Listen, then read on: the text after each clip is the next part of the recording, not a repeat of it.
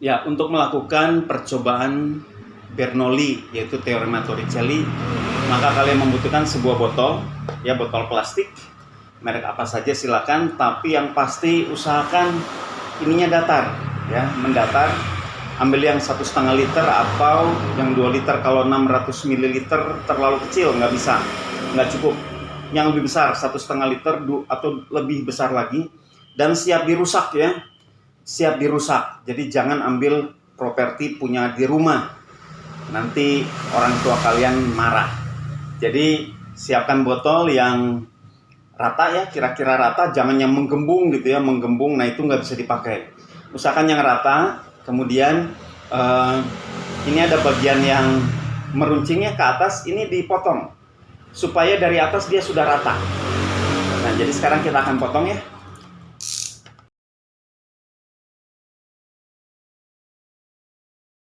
Sudah, kita tidak membutuhkan bagian ini, boleh dibuang. Nah, kita butuh bagian ini. Nah, sekarang kalian akan membuat sebuah bocoran, karena teorema Torricelli itu bicara tentang wadah yang bocor. Nah, bocornya ini kira-kira katakanlah 1/3 sampai 1/4 ya.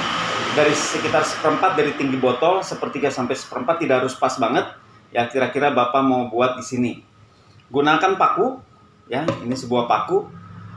Gunakan tang, karena kalian akan memanaskan paku ini. Ya, gunakan sumber api. Ya, tinggal dipanaskan saja dulu. Kita panaskan ya, ujungnya supaya dia bisa nembus botol.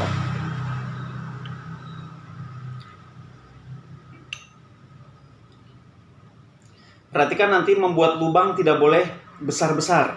Jadi cukup ujung pakunya saja, nggak usah pakunya sampai tembus banget, nggak perlu. Cukup ujungnya, sekecil mungkin. Itu teorema Torricelli. Jadi harus bocorannya bocoran yang kecil. Kalau bocorannya besar, kita nggak bisa pakai teorema Torricelli. Ya, Bapak akan tusuk sedikit saja. Yang penting dia udah bolong.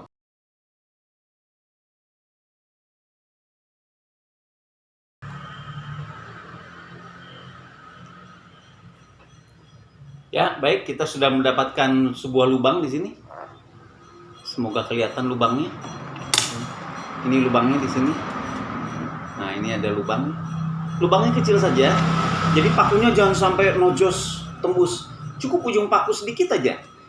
Lubangnya kita sebaiknya berbentuk lingkaran. Kemudian kita akan uji coba. Ketika ini ditaruh air, ya, kita tutup dulu lubang ini, kita taruh air. Kemudian kita lepas. Ketika kita lepas, airnya dia memancur secara parabola yang bagus nggak? Kalau airnya naik ke atas dulu baru turun, nah itu berarti kurang bagus. Kalau airnya langsung turun miring, nah itu kurang bagus. Airnya harus mendatar, kemudian dia jatuh ke bawah. Membentuk parabola yang baik ya. Keluarnya mendatar, kemudian turun ke bawah. Kita akan coba pakai air. Ya, kita akan lihat. Ini botolnya sudah diisi air. Ini lubangnya Bapak tutup pakai jari ya. Bapak putar. Bapak akan lepas, kita lihat pancuran airnya bagaimana. Pancuran airnya sempurna. Ya, dia mendatar, kemudian dia melengkung.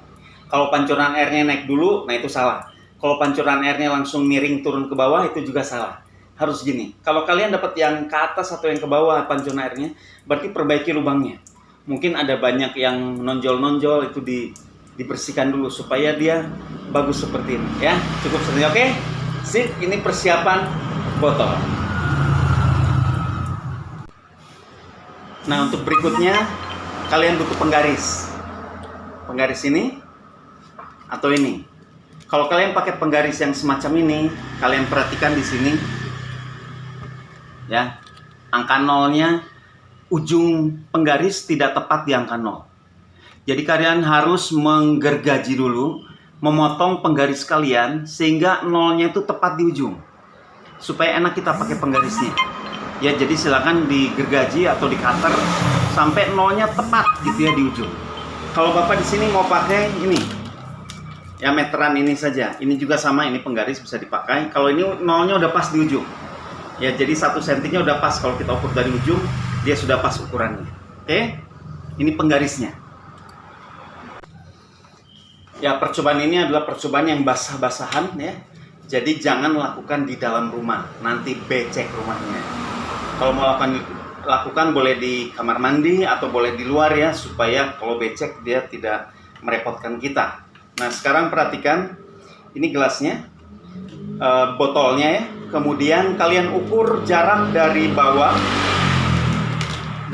sampai bocoran. Ini adalah hak kecil. Mana tadi bocorannya? Ini bocorannya di sini. Ukur. Ketika berdiri ukur tingginya. Berapa tinggi bocoran? Ya, ukur dalam satu angka belakang koma. Oh, ini tinggi bocorannya adalah 7,8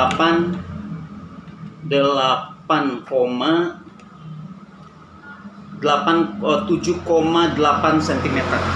Dalam satu angka belakang koma ya. Tingginya adalah hak kecil. Kemudian ketika kalian isi dengan air, kalian batasi, misalnya Bapak membatasi pakai spidol di sini. Jadi ketinggian airnya segini. Nah, dibatasi. Ukur. Saya akan bikin air setinggi itu, saya ukur ketinggiannya berapa. Gunakan penggaris ya. Dari bawah sampai atas berapa? Oh, ketinggiannya adalah 23,4 cm. Catat, ini ketinggian. Nanti ketinggian ini akan kalian ubah-ubah ya, ketinggian dari sini ke sini dalam 3 kali pengukuran. Jadi sini agak lebih rendah, atau agak lebih tinggi lagi. Jadi 3 macam H ya. Kemudian isi airnya, ini akan basah-basahan memang. Jadi jangan lakukan di dalam rumah. Kita isi dengan air yang sudah kita siapkan sampai ketinggian yang kita butuhkan. Jangan lupa lubangnya ditutup dulu. Si bocorannya ditutup dulu. Oh, ini kelebihan. Nah, pas. Sekarang letakkan penggarisnya di sini ya. Dari bawah, oh salah ujung. Ini dia. Nah, gini dia. Nih, ya. Dari bawah sini sampai ke sana. Saya akan timpa dengan penggaris mika saya. Tapi bukan penggaris mika yang menjadi acuan pengukurannya. Ya. Usahakan ini pas ya. Pas di dinding. Kemudian ini adalah pas tegak lurus bocoran. Jadi ketika bocoran dibuka, ketika saya buka bocorannya, maka yang kita lihat adalah ketika dia pertama kali nyentuh. Karena bocorannya makin lama akan makin mendekat ke botol ya. Kesini makin lama makin lemah. Karena dia keluar. Jadi yang kita lihat yang pertama kali menyentuh, langsung tak ya. Langsung kita misalnya gini, 1 2 3. Oh, berarti di sini. Berarti saya harus ukurnya ke sini. Sini. Nah, ini adalah yang tadi 18, kira-kira aja 18,7. Ya, kalau ini makin lama dia akan makin rendah. Oke, seperti itu. 18,7 saya dapat jarak X.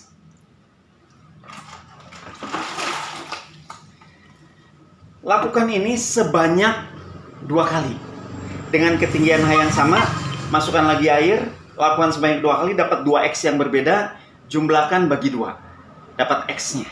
Jadi kita rata-ratakan X-nya berasal dari 2 buah percobaan. Kemudian percobaan berikutnya ganti H-nya. H-nya rendahkan, ukur lagi H-nya, lakukan lagi percobaan ini 2 kali. Ambil rata-rata, kemudian rendahkan lagi jadi 3 H besar yang berbeda, gitu ya. Setiap kali H, 2 kali percobaan untuk diambil rata-rata nilai X. Baik, demikian, ini adalah percobaan Torricelli. Nanti kalian akan melihat di sini rumus yang dibangun oleh Torricelli dengan menggunakan fluida ideal itu berbeda dengan rumus yang menggunakan fluida nyata. Air ini fluida nyata karena fluida ideal itu punya banyak asumsi-asumsi yang disederhanakan. Ya, nanti kalian akan hitung koefisien kecepatan. Nah, namanya koefisien kecepatan untuk membandingkan fluida nyata dan fluida ideal. Silakan kerjakan LKS-nya. Ini panduan singkat dari Bapak. Terima kasih.